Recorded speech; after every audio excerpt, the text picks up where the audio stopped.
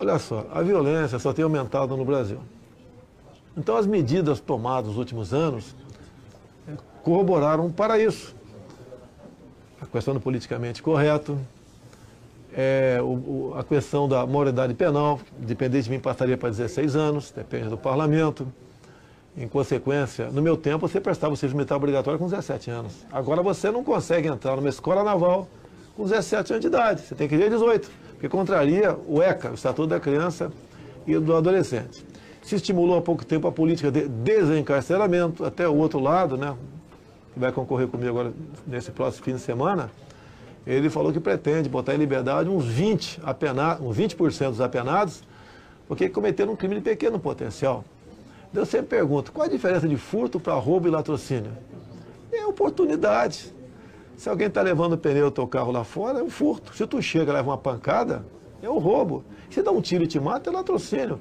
Vai ter que prender o malandro só quando ele matar alguém? Por que não prende logo no começo? É igual às Forças Armadas. Por que tem hierarquia e disciplina? Porque tem um regulamento disciplinar que é rígido. O elemento sabe que se fizer algo errado, vai pagar 2 dias de prisão, 2 de detenção, 15 de prisão ou detenção. E por último aqui, 2 coisas importantes. Entrou-se com a figura da audiência de custódia. Hoje em dia, quem pratica um furto dificilmente fica detido por mais de 24 horas. Quem pratica um roubo é a mesma coisa. Somente latrocínio que acaba ficando preso. Ah, as cadeias estão cheias, mas peraí, não pode deixar esses bandidos continuar fazendo barbaridade em vias públicas. E mais um item muito importante, entra no que você perguntou agora, né? Estatuto do Desarmamento. Só desarmou o cidadão de bem. Eu, por exemplo, sou capitão do Exército e tinha uma coleção de projetis em casa. Me desfiz de tudo. Porque se eu uma busca e apreensão em casa, por exemplo, mandrake, né?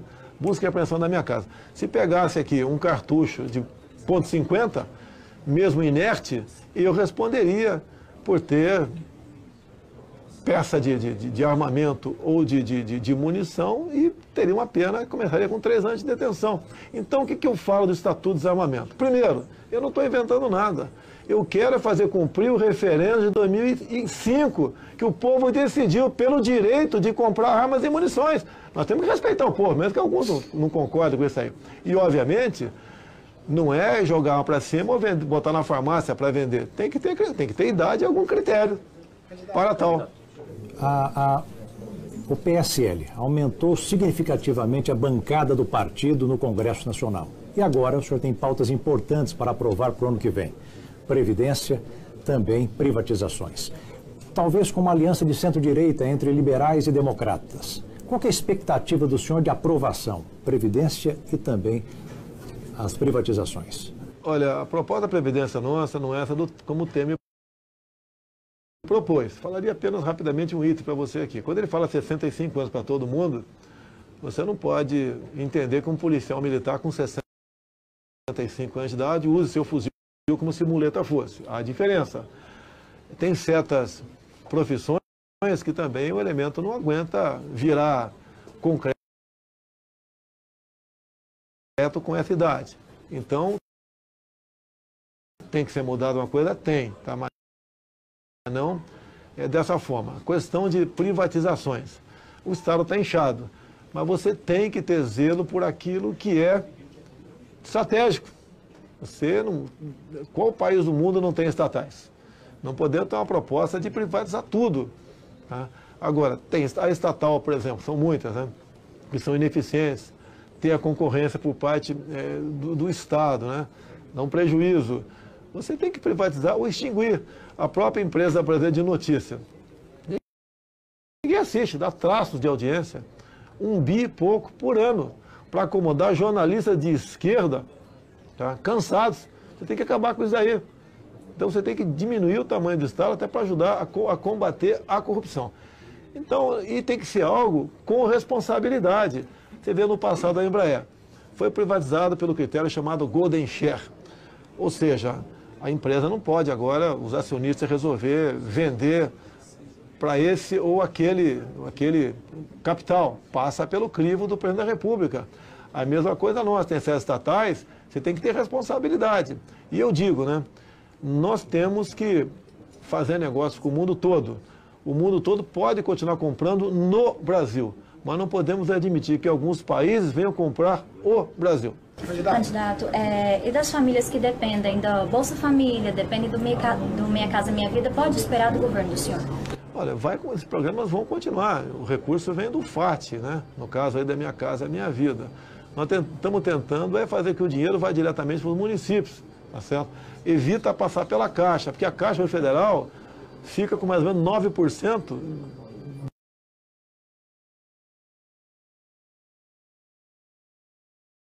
do que se gasta com Minha Casa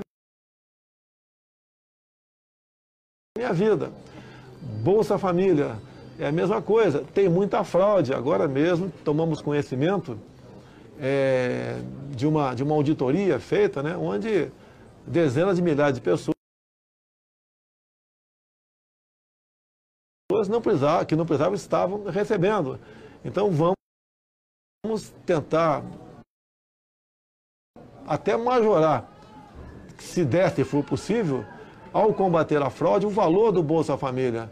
Porque tem muita família que, se você tirar isso aí, seria um ato de desumanidade. Então isso vai ser mantido, mas vamos combater a fraude, o roubo e o desvio. Candidato, muito se fala que a partir do dia 1º de janeiro, medo, pavor, muita gente acaba embarcando nisso, de que a partir do dia 1º de janeiro é uma volta da ditadura no país, pelo seu histórico militar e por alguns posicionamentos. O que o senhor tem a dizer para quem tem esse medo e fica ouvindo esse tipo de boato? Primeiramente, quem evitou uma ditadura no Brasil foram as suas Forças Armadas em 1964. Estava tudo certo para que a esquerda assumisse definitivamente o controle do país. O senhor João Goulart vivia na China comunista.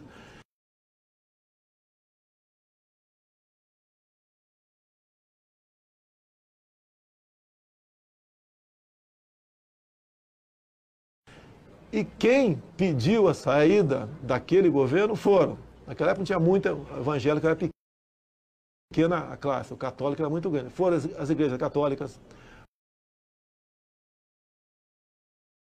foi o empresariado, foram os produtores rurais, foi a OAB, foi a ABI, foram as mulheres na rua reclamando da inflação, do custo de vida, entre outras coisas. E as Forças Armadas apenas, né, faziam parte de tudo aquilo que existia na política, que o militar era bastante ativo na política, tá certo? E nós assumimos com base na Constituição. Inclusive não houve 31 de março, né?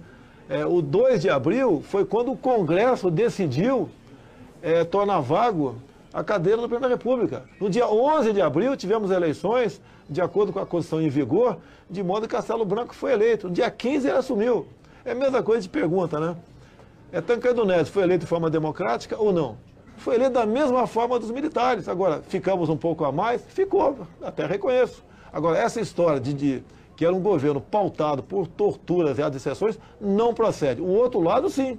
Como até o Gabeira diz, o Eduardo Rocha também diz, entre outros, se eles tivessem assumido o poder naquele momento, teríamos sim um regime cubano dentro do Brasil.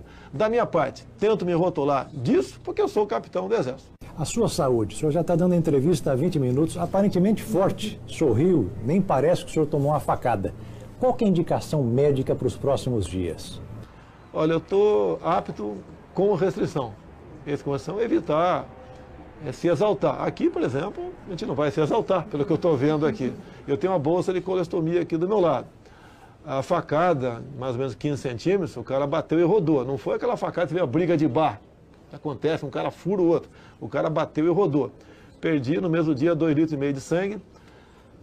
Tudo foi colocado para fora, uma cirurgia bastante complexa. Furou o intestino fino, o delgado, furou o grosso, espalhou fezes por toda a cavidade abdominal.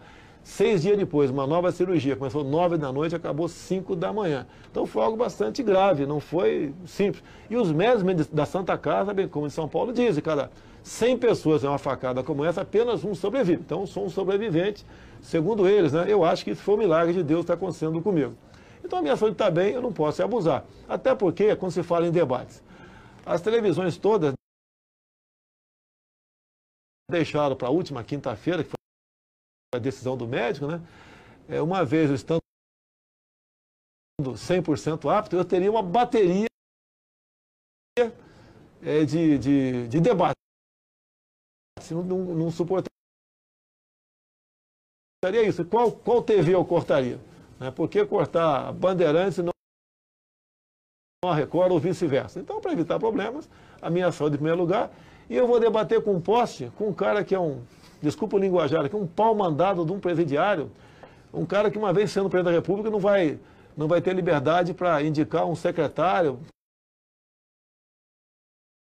quem dirá um ministro para lugar nenhum. E ele mesmo disse na última entrevista agora que a crise só acabará quando Lula for presidente. Então não dá para dialogar com um tipo de pessoa como esse, que inclusive tem um plano de governo camaleão, já mudou quase tudo no seu plano de governo.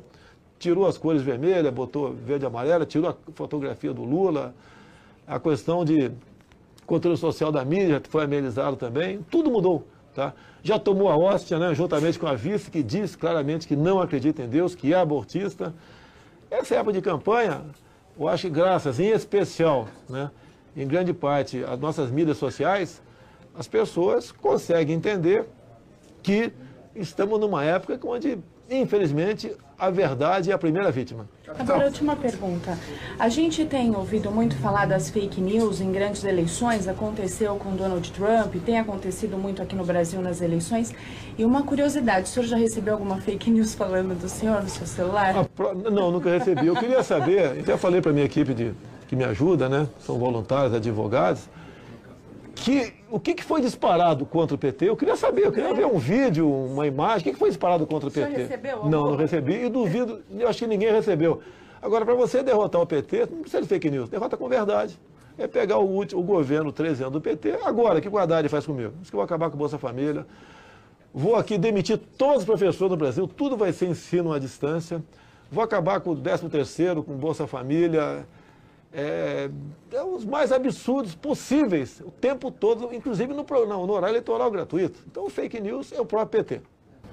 Então, uma pergunta. O senhor falou agora há pouco em milagre e nós queremos que estamos vendo o senhor aqui. Se a gente não soubesse que o senhor foi esfaqueado e tem uma bolsa de colossomia, ninguém perceberia. Posso mostrar se quiser aqui.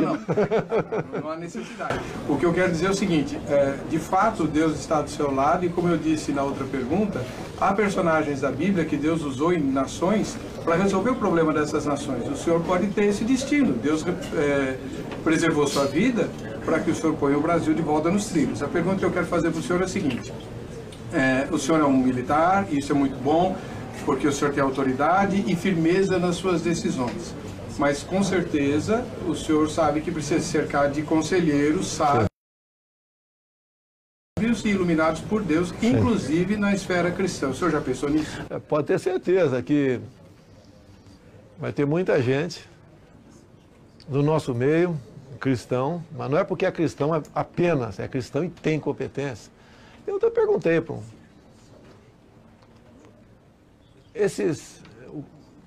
partes do judiciário que são preenchidos, né? Tem cristão, tem evangélico, por que não pode ter?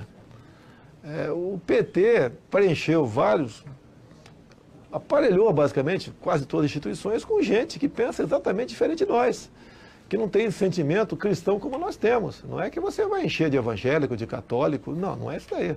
Mas não serão preteridos. Não serão deixados de lado só pela sua religião. Se Deus quiser, pode ter certeza que isso se fará presente em nosso governo. Candidato, a última pergunta. O senhor já identificou que a estrutura da máquina pública ela precisa ser enxugada. Inclusive, recentemente, o senhor afirmou que, sendo eleito, pretende acabar com o Instituto da Reeleição. O senhor não teme que esses cortes possam provocar insatisfações em aliados? Nós temos que diminuir, por exemplo, a questão do número de ministérios. Diminuir uns 15, mais ou menos, é o suficiente. Cargo comissionado, são 23 mil, se eu não me engano. Não é zerar.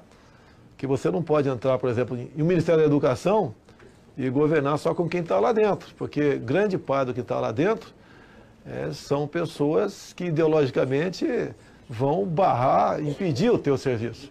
Então, diminuir o número de comissionados, até porque o comissionado tem seu lado bom. Eu mesmo cheguei até aqui sempre com comissionado ao meu lado. Então, os aliados que você fez essa pergunta aqui, pode ter pressão para querer ocupar esses cargos de comissão com pessoas indicadas sem qualquer critério. Eu acho que isso não haverá porque a minha campanha toda foi feita em cima disso, né? O Centrão se reuniu lá com o candidato lá, o ex-governador de São Paulo. A esquerda foi para outro canto e eu fiquei sozinho por lá de cá. E ninguém acreditava que eu poderia até chegar ao segundo turno. E hoje em dia não só chegamos, bem como estamos bem posicionados. E a nossa filosofia é essa. Não é o político estando bem, o Brasil estará bem. É o Brasil estando bem, todos, inclusive os políticos, estarão bem. Dia 1º de janeiro, Bolsonaro presidente, qual a primeira...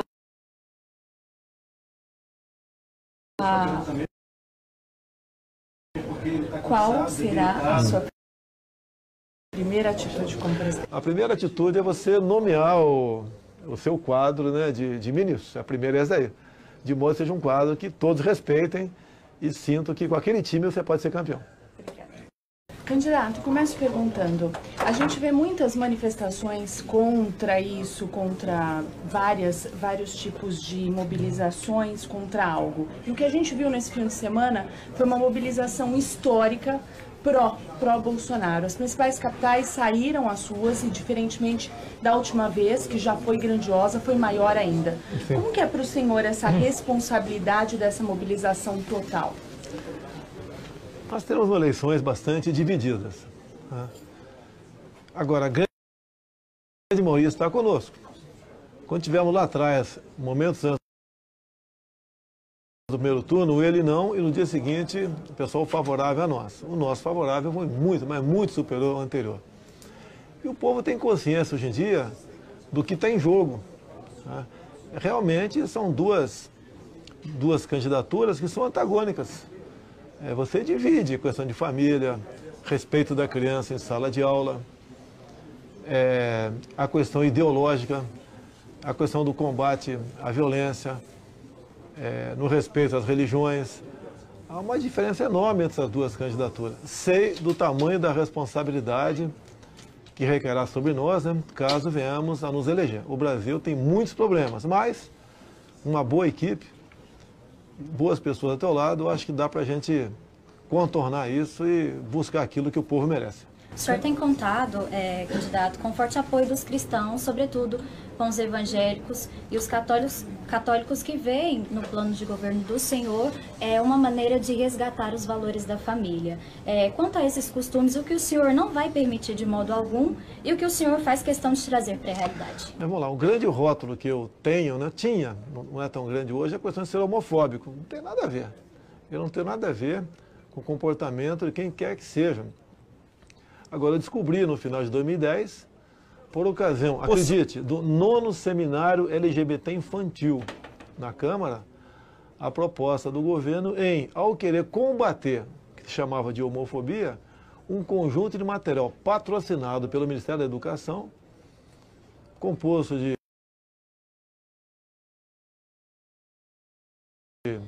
livros, cartazes e filmes, de deixar qualquer um com os cabelos em pé. Então eram cenas de crianças se beijando, de meninas se acariciando, e eu denunciei isso de forma bastante pesada. Bem, como o outro lado não tinha como dizer que eu estava errado, partiram para agressões essas materializadas em ataques, né, no tocante ao maior homofóbico que existe no mundo. Isso foi no final de 2010. No começo de 2011, tivemos o apoio das bancadas católica e evangélica, de modo que a própria Presidente da República teve que recuar, dizendo que o material era inadequado. Agora recuou, mas não recuou muito não. Continuaram de outra forma, com outros nomes, como atualmente você já ouviu falar na palavra ideologia de gênero, tentando, de forma bastante precoce, fazer com que as nossas crianças se interessem por sexo. Ninguém quer isso, duvido qual pai queira isso, mas hoje estão muito mais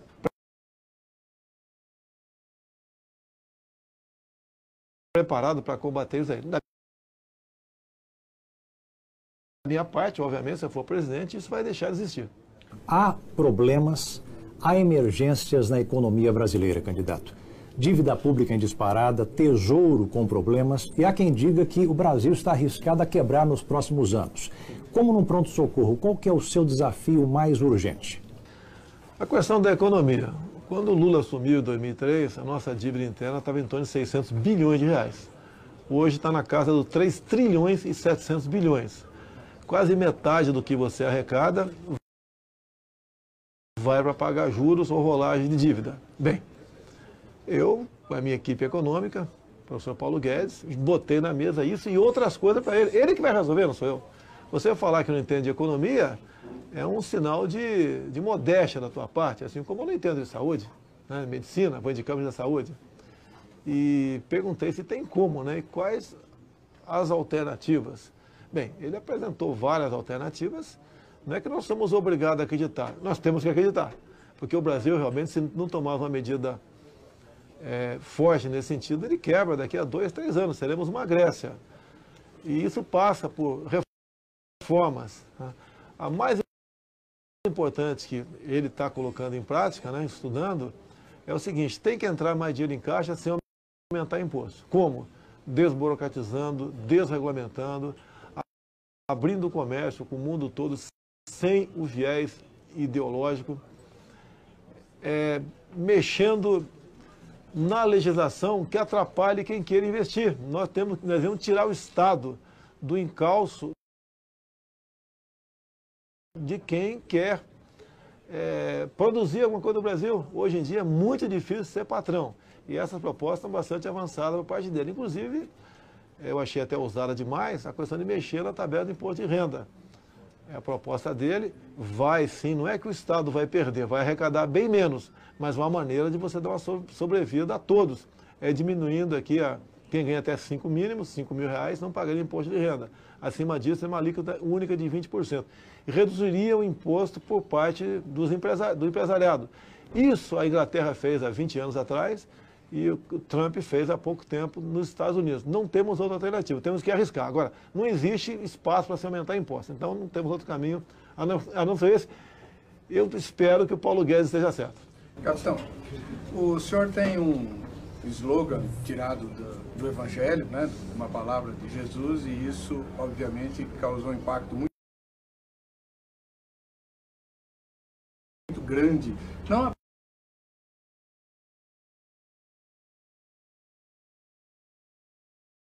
apenas na população cristã, mas na população brasileira que crê em Deus. E o senhor valoriza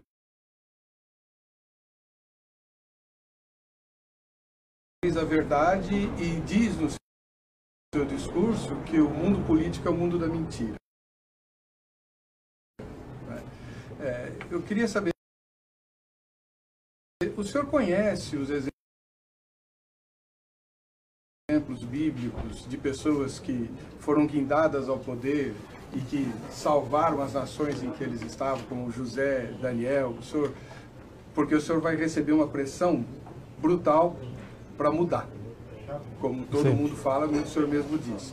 Como o senhor pretende enfrentar essa tentação de mudança e de corrupção? Primeiro, o Brasil, acima de tudo, veio do Exército Brasileiro. E Deus, acima de todos, aconteceu, eu estava num evento evangélico em Brasília, tinha um pastor lá, posso falar o nome dele? Claro. Era o Silas Malafaia, e tinha uns 50 deputados evangélicos, né? E ele falou, só 3 falarão. E apontou para mim, eu falei, Silas, eu não sou evangélico, eu sou católico, né? Não, é você. Daí eu, sob pressão, né, tensão, eu dei meu recado, poucos minutos, e terminei com o Brasil acima de tudo, e veio na minha cabeça naquele momento, Deus acima de todos. Pegou. A questão da verdade. Há 4 anos eu decidi me candidatar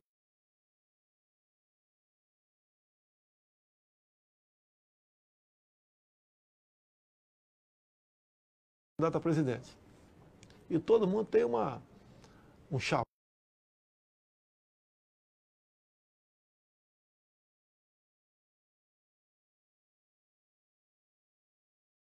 né, uma frase de efeito, e eu busquei algo, porque eu frequentei muito a Igreja Batista.